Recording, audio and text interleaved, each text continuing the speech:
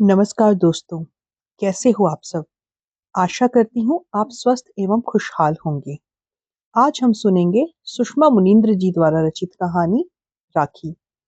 इससे पहले कि आप कहानी में खो जाएं, आपसे अनुरोध है कि आप चैनल को सब्सक्राइब कर लीजिए ऐसी ही और बेहतरीन कहानियां सुनने के लिए। चलिए कहानी शुरू करते हैं। पत्रवाहक पत्र थमा गया था। भाई राखी पर उसके घर आ रहा है।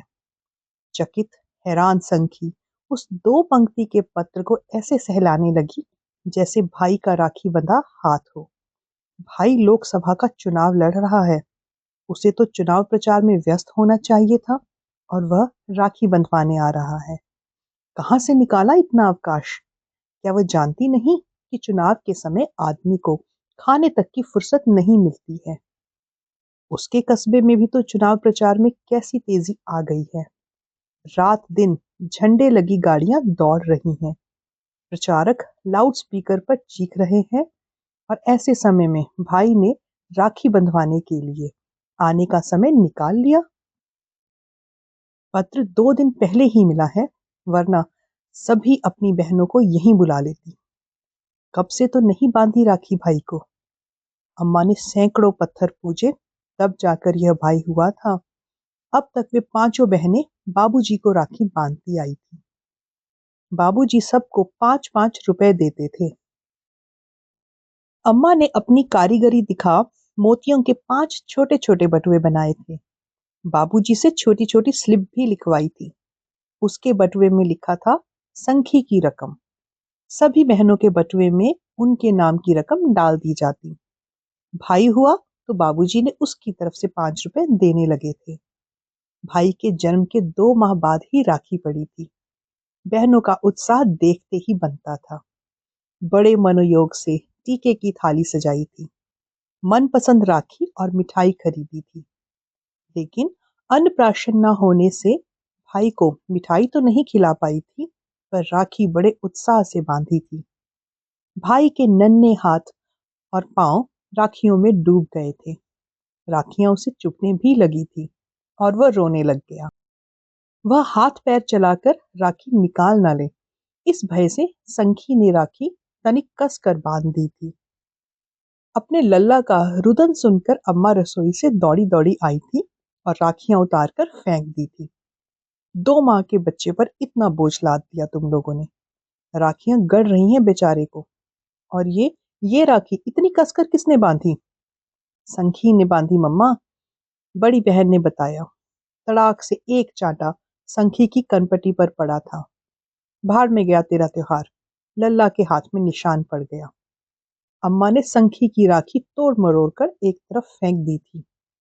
बहुत सोच विचार कर चयन से की गई सबसे बेहतरीन राखी की दुर्दशा उसे देखकर उसे जोर की रुलाई आ गई थी। बाबूजी ने वह राखी उठाई। ले मुझे बांध दे। कहा था ना भाई अभी छोटा है, उसके लिए इतनी बड़ी राखी ना ले। पर तू माने तब ना। रेशम के धागे की पाट वाली राखी ले लेती तो अच्छा होता ना।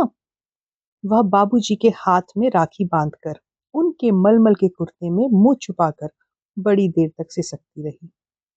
भाई थोड़ा बड़ा हुआ तो थाली में सजे मोदक पहले मुंह में भर लेता, राखी बांध में बंधवाता। अम्मा उसके इस क्रियाकलाप पर वारी न्यारी हो जाती। महंगाई बढ़ी। भाई शिशु से किशोर हुआ, पर उन बहनों का 5 रुपया नहीं बढ़ा। भाई अकड़ता, 5 रुपए में राखी बांधनी है तो बांधो, वरना फूटो यहाँ से। मैं राखी बंधवाने के लिए मरता नहीं हूँ। 5 राखियां हाथ में लटका कर निकलो तो यार दोस्त हंसते हैं कि 5 बहनों के ब्याह करते करते तेरा तो भट्ठा ही बैठ जाएगा। अम्मा अपने लल्ला की अदाओं पर मुक्त कंठ से हंसती। देखा, अभी से इसे चिंता है तुम लोगों की ब्याह की। अभी तो लल्ला कमाता धमाता नहीं है। 5 रुपए ले लो, जब कमाएगा तब राखी पर बहुत देगा। ठेंगा दूंगा। ये लोग राखी स्नेह के लिए बांधती है या रुपए ऐंठने के लिए? अम्मा के स्नेह की छत्र छाया में पलता बढ़ता लल्ला ऐसे ही अशिष्ट हो गया था। भाई का व्यवहार बहनों से कभी अच्छा रहा ही नहीं। फिर भी राखी के पर्व में ना जाने कौन सा आकर्षण था कि इस त्योहार में मन पुलक जाता था। दोनों विवाहित बहनें एक माह पहले से लिख भेजती, अम्मा राखी पर बुलाना ना भूलना। दोनों जीजियां राखी, मिठाई, नारियल, भाई के शीश पर रखने के लिए सुंदर सा रुमाल और जाने क्या क्या लाती। मध्य रात्रि तक पांचों बहनें हाथों में मेहंदी के बूटे रचाती।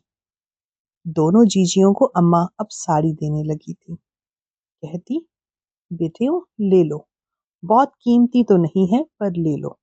जब तुम्हारा भाई बड़ा आदमी बनेगा तब राखी पर बहुत बढ़िया साड़ी देगा। संखी हंसती, भाई जब देगा तब देगा। अम्मा, अभी तो तुम हमें हमारी रकम लौटा दो जो इतने सालों से हमारे बटुए में इकट्ठी हुई है। हम लोग अब अपने बटुए अपने अपने पास रखेंगे। हाँ अम्मा, कहाँ गई हमारी इतने सालों की रकम और वो रंग बिरंगे बटुए? जीजियां हंसती। अम्मा का चेहरा विवर्ण हो जाता। उनके लल्ला ने एक एक करके सारे बटुए खाली कर दिए थे और अम्मा देखकर भी अनजान बनी रही थी। संभवतः इसी प्रतीक्षा में कि एक दिन भाई बड़ा आदमी बनेगा और सूद समेत सबकी रकम लौटा देगा। भाई सचमुच बड़ा आदमी बन गया था। पढ़ने लिखने में उसका मन कभी लगा ही नहीं। बाबूजी कुछ कहते तो अम्मा ढाल बनकर खड़ी हो जाती। भाई बुरी संगत में पड़ता गया।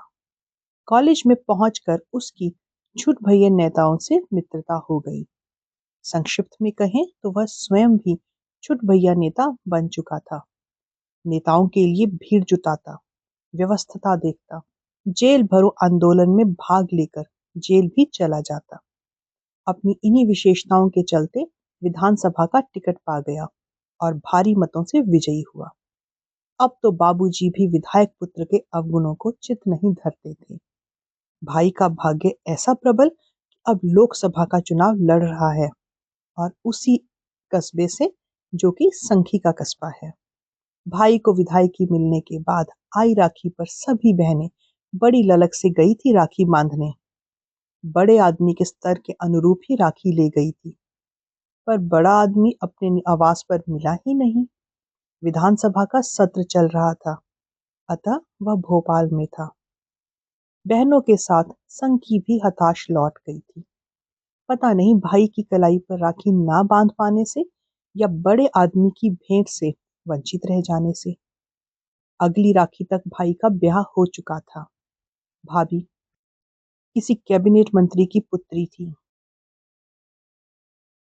सभी बहनें इस बार 2 राखियां ले गई। भाई और भाभी दोनों को राखी बांधनी होगी ना। भाई के नए कैमरे से फोटो उतरवाएंगी राखी बांधते हुए।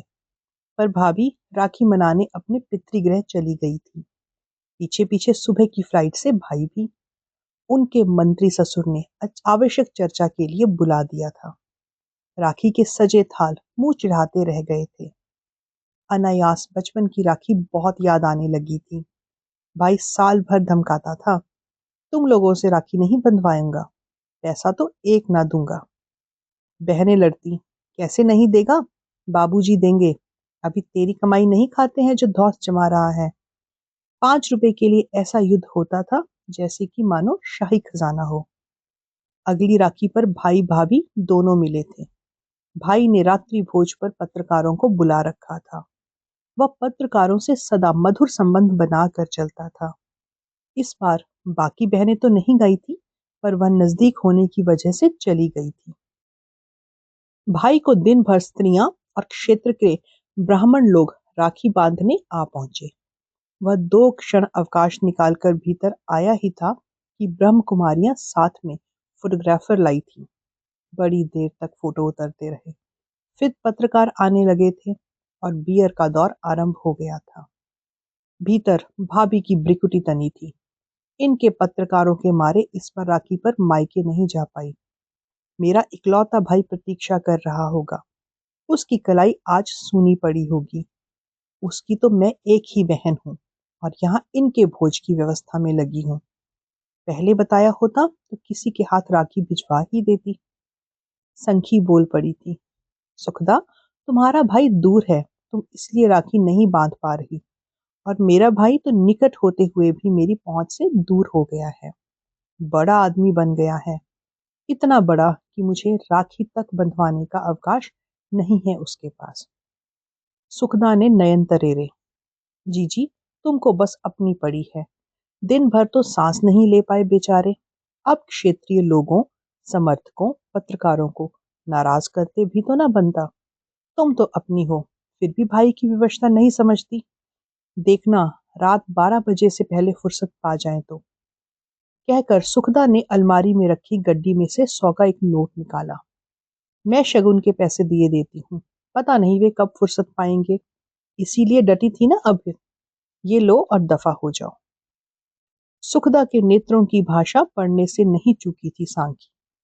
राखी वहीं छोड़ पति के साथ पीछे के द्वार से लौट गई थी। सदर द्वार से तो पत्रकारों की आवाजाही लगी थी। वहां से निकलकर वह अपने निम्न आर्थिक स्तर का ढिंढोरा पीटकर विधायक भाई की प्रतिष्ठा कम नहीं होने देना चाहती थी। राखी का संबंध तो भाई बहन के संबंध को दृढ़ करता है, और वह उस संबंध को विषाक्त बनाएगी? नहीं, कदापि नहीं। यत्न से रोका गया बांध घर पहुंचते ही फूट गया था। पशु चिकित्सालय में कंपाउंडर के पद पर पदस्थ पति तीरथ ने घुड़का था। बांध आई राखी, किसी ने रुकने तक को नहीं कहा। अरे तुमसे तो तुम्हारी बहनें अकलमंद हैं, मान अपमान समझती हैं। तुम वही गंवार की गंवार। वह बड़ा आदमी बन गया है, उसे हम जैसे निर्धन से संबंध रखते लज्जा आती है। कब समझोगी तुम? संखी का शीश ग्लानि से कमर तक झुक गया था। तब से वह भी अन्य बहनों की तरह राखी पोस्ट करने लगी है। एक दो बार 101 रुपए का मनी ऑर्डर आया, फिर वह भी बंद हो गया। फिर भी संखी राखी भेजना न भूलती। कल्पना करती, भाई ने उसकी कलाई राखी पर अवश्य बांध ली होगी। नन्हे हाथों में 5 राखियां बांधे प्रलोभी जीभ में 2 मोदक ठूंसे, माथे पर फैल गए हास्यास्पद आकृति बनाते अक्षतरोली वाले भाई का शिशु रूप याद आता। दुखी होती। बड़े आदमी पता नहीं कैसे भूल जाते हैं स्नेह के इन कच्चे सूतों को। और अब वह बड़ा आदमी बहन से राखी बंधवाने आ रहा है, वह भी चुनाव जैसे व्यस्त माहौल में। भाई की कलाई पर वर्षों बाद राखी बांधने के रोमांच में वह डूब उतर रही थी। तभी तीरथ पशु चिकित्सालय से लौटा। वह बड़े उत्साह से बताने लगी, भाई आ रहा है राखी बंधवाने। मैं न कहती थी, कितना भी बड़ा आदमी बन जाए हम बहनों को नहीं भूल सकता। मंत्रियों के पास समय ही नहीं होता है, बेचारा वो करे भी तो क्या करे। कुछ ना करे, बस मेरे घर ना आए। आज तक उसने हमें कभी पूछा नहीं, अब क्या करने आ रहा है? तीरथ की भ्रिकुटी तन गई। भूल जाओ ना सब, अब आ तो रहा है। मंत्री है, उसके साथ भीड़ भाड़ होगी। सबके सामने कुछ ना कहने लग जाना, वरना लोग कहेंगे बड़े आदमी से कैसा व्यवहार किया जाता है हमें मालूम नहीं है। फिर अपनी दीना ने इसी वर्ष बीए किया है, भाई से कहूंगी कहीं लगवा देगा। मुझे उससे कोई एहसान नहीं लेना है।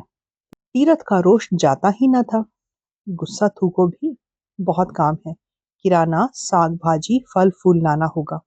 उसकी पसंद का खाना बनाऊंगी। बेचारा रोज दौरे पर रहता है, पता नहीं क्या खाता होगा। सुखदा को तो समाज सेवा, किटी पार्टी, क्लब से फुर्सत ही नहीं मिलती। ठीक है, अधिक पक्ष ना ले उसका, चुपचाप बता क्या लाना है। कहकर कुप्पा बना तीरथ सौदा सुल्फ ले आया था। मंत्री जी तीरथ के घर आ रहे हैं, यह समाचार स्पेशल बुलेटिन में छप गया। भाई तीरथ, तुम तो बड़े आदमी हो, मंत्री जी तुम्हारे साले बाबू हैं, हमें तो पता ही नहीं था। अब तो काम करवाने की एक आड़ हो गई है। वेटनरी सर्जन के मुख से स्वयं को बड़ा आदमी सुनकर एकाएक तीरथ भी स्वयं को विशिष्ट समझने लगा।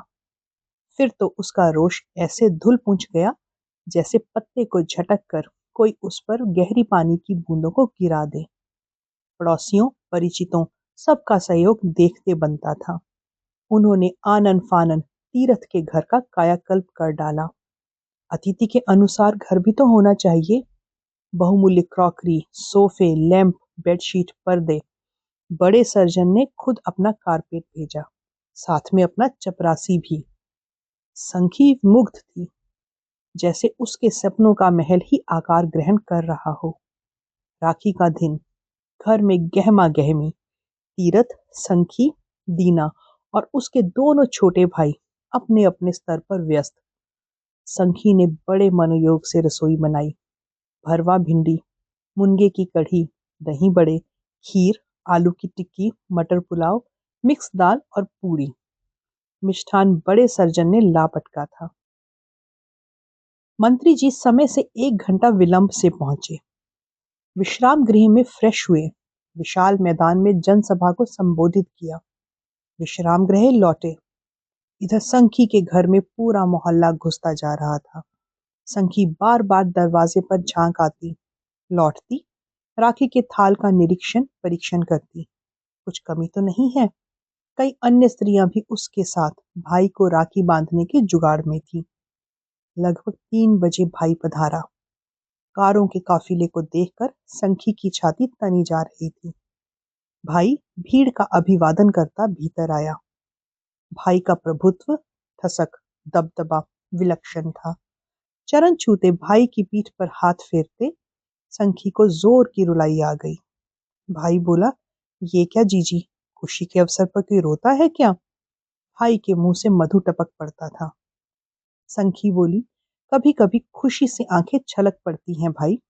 आओ आराम से बैठो, पहले तुम्हें राखी बांध दूं। ना जाने कितने वर्षों बाद तुम्हें अपने हाथों से राखी बांधूंगी। इसीलिए तो आया हूँ जीजी, तुम बहनों की राखी ही तो है जिसने मुझे इस ऊंचाई पर पहुंचाया है। राखी में इतनी शक्ति है, फिर तो आज तुम्हें ढेर सारी राखी बंधवानी होगी। ये सब महिलाएं राखी बांधने के लिए सुबह से तुम्हारी प्रतीक्षा कर रही हैं। सबसे बंधवाऊंगा, ये सब मेरी बहनें हैं। इन सब का आशीर्वाद मुझे चाहिए। लोग मुक्त कंठ से मंत्री जी की विनम्रता की तारीफ करने लगे। उनका पीए बोला, सर तो सीधे यहीं आते, पर लोग छोड़ते ही न थे। सर कह रहे थे, कितना अच्छा होता जो राखी का पर्व 5 दिन तक मनाया जाता। मैं एक एक कर पांचों बहनों के घर हो आता। लोग मंत्री जी की भावना देख वाह वाह कर उठे। संखी ने भाई की आरती उतारी, मिठाई खिलाने लगी, पर भाई ने रोक दिया। जी जी, डायबिटीज की शुरुआत हो चुकी है। हाय राम, इस उम्र में डायबिटीज! कहते हैं ना, सकल पदार्थ है जगमाही, कर्महीन जन पावत नाही। मैं भी ऐसा ही कर्महीन हूँ। नहीं नहीं भाई, ऐसा ना करो। नारायण तुम्हें खूब सुखी रखें। संखी के साथ ही उपस्थित स्त्रियां भावुक हो उठी। कई स्त्रियों ने मंत्री जी को राखी बांधी। 5 बजे यह क्रम थमा। तीरथ व्यग्र था दीना की नौकरी की बात करने के लिए, पर अब तक कहने का अवसर नहीं मिला। इधर संखी भूखे भाई को खाना खिलाने के लिए अधीर थी। पता नहीं साथ में कितने लोग खाएंगे। 10-15 लोगों की तो व्यवस्था उसने कर रखी थी। बोली, भाई मैं खाना लगा रही हूँ, चलो खाओ, सब तुम्हारी पसंद का बनाया है। ओह हाँ सर, लंच तो डिस्ट्रिक्ट अथॉरिटीज के साथ विश्राम गृह में ले चुके हैं और डिनर का प्रबंध विधायक जी ने कर रखा है। पीए ने डायरी देखकर बताया। ओह, आपने बताया नहीं अब तक? भाई ने मिथ्याचार का सहारा लिया। वक्त ही कहाँ मिला सर, सुबह से सब कुछ लेट ही होता जाता है। विश्राम गृह में 5 बजे पत्रकारों के साथ मीटिंग है। 5 बजे? और आप अब बता रहे हो मुझे? समय का कोई मूल्य है कि नहीं है? पीए को डपट कर बड़ी विवशता से भाई ने संखी की ओर देखा। जीजी, इच्छा तो बहुत है तुम्हारे हाथ का बना खाना छक कर खाऊं, पर हम नेताओं का एक क्षण भी अपना नहीं। जब से देश का भार पड़ा है, अपनों से दूर होता जा रहा हूँ। मुझे विश्वास है तुम मेरी विवशता समझोगी। तुम बहनें ही तो हो जो मेरा दुख दर्द बांटती रही हो। विधायक के यहाँ नहीं पहुंचूंगा तो 10 प्रकार की बातें बनेंगी। क्या करें जीजी, कई बार अपने और अपने प्रियजनों की इच्छा की बलि देनी पड़ जाती है। मुझे क्षमा करना जीजी, तुम्हारे घर का प्रसाद ग्रहण करना मेरे भाग्य में नहीं है। और फिर मेरे साथ कई लोग हैं। तुम परेशान हो जाओगी। तुम्हें देखना था, देख लिया। मिलना था, मिल लिया। चुनाव से फुर्सत मिल जाए, फिर आराम से आऊंगा तुम्हारे घर। फिर मंत्री जी तीरथ को संबोधित हुए। जीजा जी, आपने तो मुझे भुला ही दिया। अरे मैं बुरा हूँ, पर इतना नहीं कि आप 2-4 दिन के आतिथ्य का सौभाग्य मुझे ना दें। मैं गाड़ी भेज दूंगा, आपको समय निकाल कर आना ही होगा मेरी कुटिया में। तत्पश्चात मंत्री जी उपस्थित लोगों से संबोधित हुए। आप सब लोगों से मिलकर बहुत अच्छा लगा। घरेलू वातावरण के 2-4 दुर्लभ क्षण मिले। बहनों के स्नेह बंधन ने तो बांध ही लिया मुझे। आप लोगों का कोई भी काम हो तो निशंक आकर मिले, राजधानी में या मेरे गृह जिले में। यदि मैं पुनः चुनकर सत्ता में पहुंचा तो इस राखी का ऋण उतारने के लिए तत्पर रहूंगा। मुझ पर देश के हाथ मजबूत करने का भार डाला गया है। आप सबका सहयोग, प्यार, आशीर्वाद मिला तो मैं अपने दायित्व का निर्वहन करने में अवश्य सफल होऊंगा। उपस्थित जन समुदाय मंत्रमुग्ध सा मंत्री जी की अमृतवाणी सुन रहा था। इस व्यवस्था में भी बहन से राखी बंधवाना नहीं भूले मंत्री जी। इस बात का चमत्कारी प्रभाव लोगों पर स्पष्ट दिख रहा था। मंत्री जी भाव विभोर होकर उपस्थित लोगों को नमन करके और संखी और तीरथ के पैर छूने लगे। चलते समय ध्यान आया, राखी बंधाई का बहन को कुछ दिया ही नहीं। उसी क्षण पीए से चेक बुक मांगी। 501 रुपए की राशि भर संखी के नाम अकाउंट पे ही चेक काट दिया। बोले, जीजी अपने इस गरीब भाई का ध्यान रखना। संखी चेक उलटती पलटती ठगी सी रह गई। भव्य बंगले में रहते, वातानुकूल कारों में घूमते, लाखों का वारा न्यारा करते भाई को इतना भी ध्यान नहीं रहा कि संखी के नाम का कोई अकाउंट है ही नहीं। फिर वह इस चेक को कैश कहाँ करवाएगी। संखी के हाथ में था अकाउंट पे चेक, और उसकी दृष्टि उस भव्य भोज पर जा टिकी थी जो उसने राखी के उपलक्ष्य में बड़े श्रम से भाई के लिए बनाया था। दूसरे दिन स्थानीय समाचार पत्र में मुख पृष्ठ पर स्त्रियों से राखी बंधवाते भाई की तस्वीर छिपी। उस तस्वीर में संखी कहीं नहीं दिख रही थी। तस्वीर के नीचे लिखा था, कच्चे सूत के बंधन ने मंत्री जी को बांध लिया। तो दोस्तों, ये थी आज की कहानी। कहानी कैसी लगी हमें कमेंट करके ज़रूर बताइएगा। अगर कहानी अच्छी लगी तो इसे लाइक कीजिए और शेयर कीजिए, और ऐसी ही और बेहतरीन कहानियाँ सुनने के लिए चैनल से जुड़े रहिए। तब तक अपना ध्यान रखिए। धन्यवाद।